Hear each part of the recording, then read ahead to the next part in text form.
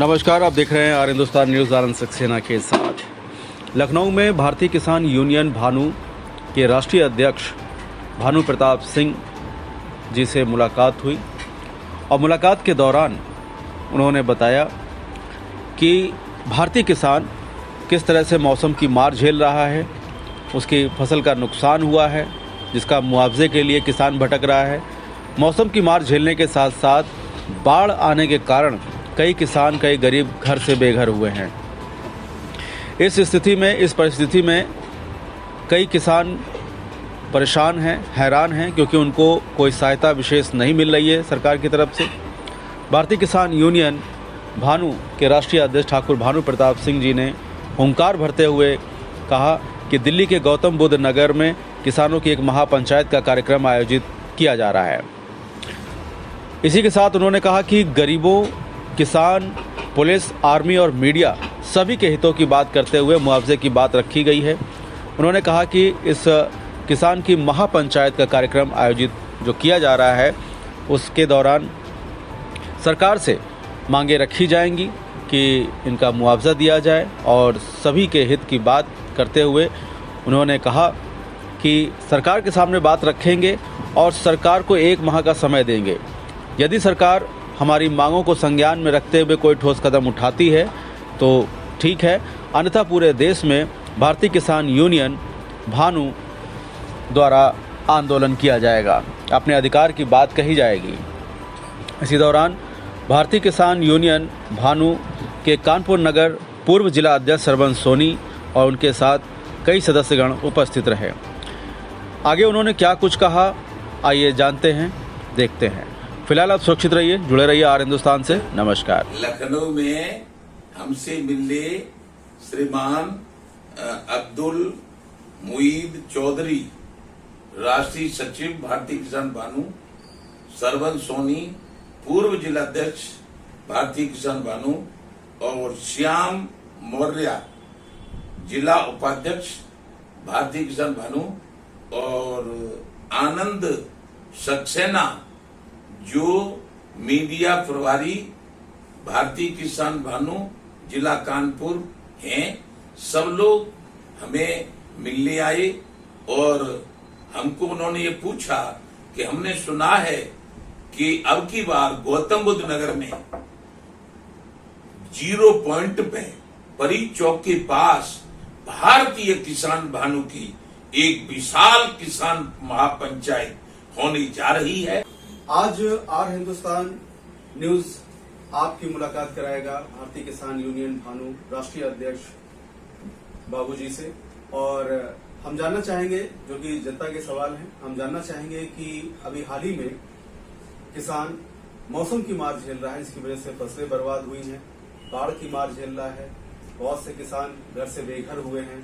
तो हम जानना चाहेंगे कि बाबूजी इन सभी समस्याओं को संज्ञान में लेकर क्या आगे कदम बढ़ा रहे हैं किसानों के हित में, आगे जानते हैं। ऐसा है, आपका बार बार धन्यवाद है जो आपने इस मीडिया के माध्यम से कोशिश की है कि किसानों की आवाज सरकारों तक पहुंचे।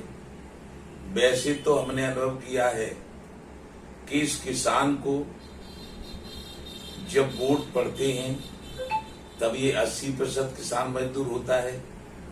इसको देवता कहा जाता है, इसको भगवान कहा जाता है, अन्नदाता कहा जाता है, और इससे निवेदन किया जाता है, हाथ जोड़े जाते हैं, पैर छुए जाते हैं। और जब चुनाव हो जाता है और सत्ता मिल जाती है, उसके बाद ये किसान और इस किसान की सारी जनसंख्या, मजदूरों की जनसंख्या खजुला कुत्ता मान ली जाती है। सरकार के लोग इससे बात करना तो दूर की बात, इसके पास बैठना भी पसंद नहीं करते। ये बात मैं ठाकुर भानु प्रताप सिंह, भारतीय किसान यूनियन भानु का राष्ट्रीय अध्यक्ष और किसान क्रांति दल का राष्ट्रीय अध्यक्ष बड़े दावे के साथ कह रहा हूं। उसमें पूरे देश को जो ओलावृष्टि, अतिवृष्टि से फसलों का नुकसान हुआ है, उसमें कम से कम 10,000 रुपया बीघा मुआवजा दिया जाए और किसान आयोग का गठन केंद्र सरकार करे, किसानों के कर्जे केंद्र सरकार माफ करे और विद्युत दी जाती है केवल खाद्यान्न पैदा करने के लिए, इसलिए पूरे देश को फ्री बिजली दी जाए। केवल और केवल उद्योगपतियों से निगाह हटाकर कम से कम इस किसान का कल्याण करने की सरकार योजना बनावे, क्योंकि बिना खाद्यान्न के जनता कोई भी जिंदा नहीं रह सकती है। आज से पहले हम देखते रहे कि मुआवजा देने में, फसलों के नुकसान के मुआवजा देने में जो अंग्रेजी हुकूमत थी कि 50 रुपया बीघा दे दिया जाए, 100 रुपया बीघा दे दी जाए, वही कानून चल रही है। जबकि अब किसान का जो लगान पट्टा है, जो लीज पे किसान लेता है जमीन, उसका रेट 8,000 और 9,000 रुपया बीघा है। उसमें फिर किसान की लागत लगी, फसल तैयार करी, धान में पानी भर गया, बम्बे नहर वर्षा के कारण कट गई। सिकंदराव में उस दिन हम गए थे, हाथरस जिले में पूरा का पूरा एरिया सड़कों पे 2-2 फुट पानी था, ट्रैक्टर जा पाते थे, कारें तो छोड़नी पड़ी थी। तो कहने का मतलब यह है, उत्तर प्रदेश समेत सारे देश में जो वर्षा से और जो अतिवृष्टि से, ओलावृष्टि से जो नुकसान हुए हैं उसकी भरपाई होनी चाहिए, लेकिन सरकार इस पर कोई ध्यान नहीं दे रही। और हमने कहा था कि हम किसानों के लिए 14 में समर्थन दिया था, तभी कहा था कि किसान आयोग का गठन होना चाहिए। किसानों के जो 75-76 साल से किसान को लागत मूल्य नहीं मिला है, इसीलिए किसान कर्जदार है, किसान के कर्जे माफ होने चाहिए। और जो ट्यूबवेल वाली बिजली है, वो ट्यूबवेल वाली बिजली किसान चलाता है, उससे खाद्यान्न पैदा होता है, गन्ना पैदा होता है, उससे हमारा मीठा, चीनी, मिठाइयां पैदा होती हैं, गेहूं पैदा होता है, उससे रोटी पैदा होती है, दाल, चावल, सारे चीजें ट्यूबवेलों के पानी लगाने से पैदा होती है। और ट्यूबवेल की बिजली यदि कट जाती है, पैसा नहीं होता है, तो खाद्यान्न कम होता है और राष्ट्र का नुकसान होता है। इसलिए राष्ट्र हित में ट्यूबवेल की बिजली सरकार को फ्री देनी चाहिए, ये प्रधानमंत्री जी से हमारी मांग है। और यदि दुर्घटना में किसान मरे तो 1 करोड़ रुपया, और हमारे आंतरिक सुरक्षा में पूरे देश में सभी प्रदेशों में जो पुलिस लगी रहती है वो शहीद हो जाए। जैसे कानपुर में शहीद हुए थे पिछले दिनों 8 अधिकारी, तो उसमें हमारा मांग है कि 2 करोड़ रुपया दिए जाए। और जो मीडिया है, हम चिल्ला बॉर्डर पे थे, तब कुछ लोगों ने लाल किले पे हमला बोला था, 525 पुलिसकर्मी घायल हुए थे, 1 से 10 मीडिया कर्मी घायल हुए थे।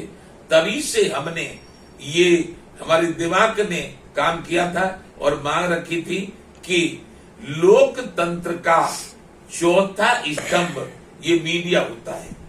पहला स्तंभ, दूसरा, तीसरा खूब मजे मार रहे हैं, चौथा स्तंभ मीडिया हर समय भाग दौड़ में, ये रिपोर्ट वहां, वो रिपोर्ट यहाँ, वहां की खबर यहाँ की खबर वहां पहुंचाने में लगा रहता है। जब रिपोर्ट लेने में घायल होता है तो, घायल हो जाए तो 2 करोड़, और यदि पूरा शहीद हो जाए चौथा स्तंभ तो 4 करोड़ रुपया उनके परिवार वालों को दिए जाए। ये हमारी मांग थी। और अब फिर उसके बाद थी कि जल सेना, थल सेना, वायुसेना, बॉर्डर सिक्योरिटी फोर्स, सीआरपीएफ हमें स्वतंत्र रखते हैं। हम यहाँ राजनीति करते हैं, एमएलए, एमपी, मिनिस्टर, मुख्यमंत्री, प्रधानमंत्री बनते हैं, उद्योग चलाते हैं, खेती करते हैं, वो शहीद हो जाते हैं। उसमें शहीद होने वालों को, उनके परिवार, बच्चों, माता पिता को 5 करोड़ रुपया दिए जाए, तब मालूम पड़ेगा कि लोकतंत्र में भारत को आजाद रखने वाली सेना में जो शहीद हुआ उसको इतना मिला कि उसका परिवार अच्छी तरह निवास करेगा, रह लेगा, पढ़ लेगा, खा लेगा। ये काम नहीं हुआ, इसीलिए हमने 21 अक्टूबर का महीना चल रहा है, आज से 21 अक्टूबर तक गौतम बुद्ध नगर के परी चौक के पास जो 0 पॉइंट है, जहां यमुना एक्सप्रेस वे खत्म होती है, वहीं इन सारी मांगों को लेकर भारी भारतीय किसान भानु की विशाल महापंचायत, विशाल किसान महापंचायत करने का हमने निर्णय लिया है। हमारा आदेश है कि उसमें सभी मोर्चों की, चाहे वो महिला मोर्चा हो, युवा मोर्चा हो, छात्र मोर्चा हो, वकील मोर्चा हो, डॉक्टर मोर्चा हो, पहलवान मोर्चा हो, किन्नर मोर्चा हो, अनुसूचित मोर्चा हो, अल्पसंख्यक मोर्चा हो, पिछड़ा ओबीसी मोर्चा हो, कोई भी मोर्चा हो, सभी मोर्चों के लोग जाएंगे। युवा तहसील, ब्लॉक, जिला, मंडल, प्रदेश, राष्ट्र के समस्त भारत के पदाधिकारी उस पंचायत में शामिल होंगे और मांग होगी हमारी केंद्र सरकार से, जो हमने कहा है कि किसान आयोग का गठन, कर्ज माफ और जितनी हमारी मांगे हैं सब रखी जाएंगी, और पूरा नहीं होगा तो उसी पंचायत में घोर आंदोलन की घोषणा कर दी जाएगी। जय जय श्री राधे। साथ में मौजूद हैं कानपुर नगर पूर्व जिला अध्यक्ष श्रवण सोनी जी। तो हम जानना चाहेंगे कि श्रवण सोनी जी, हम आपसे जानना चाहेंगे कि जैसा कि राष्ट्रीय अध्यक्ष महोदय जी ने कहा कि महापंचायत करेंगे, किस तरह से पुरजोर आप सहयोग कर रहे हैं संगठन का, किस तरह से जो मांगे जो रखी गई हैं भारतीय किसान यूनियन भानु राष्ट्रीय अध्यक्ष महोदय द्वारा किसानों के हित में, लोगों के हित में, तो उस पर आप किस तरह से पुरजोर और प्रयास करेंगे कि संगठन को मजबूत करते हुए इन मांगों को पुरजोर तरीके से रखा जाए। आज हम लखनऊ में आए हुए हैं राष्ट्रीय अध्यक्ष जी के से मिलने के लिए, और इस चौक में 21 अक्टूबर को भारी संख्या में पहुंच के किसानों की मांगों को पूरा करेंगे और राष्ट्रीय अध्यक्ष जी का पूरा आदेश का हम लोग पालन करेंगे और संगठन को आगे बढ़ाने का प्रयास करेंगे।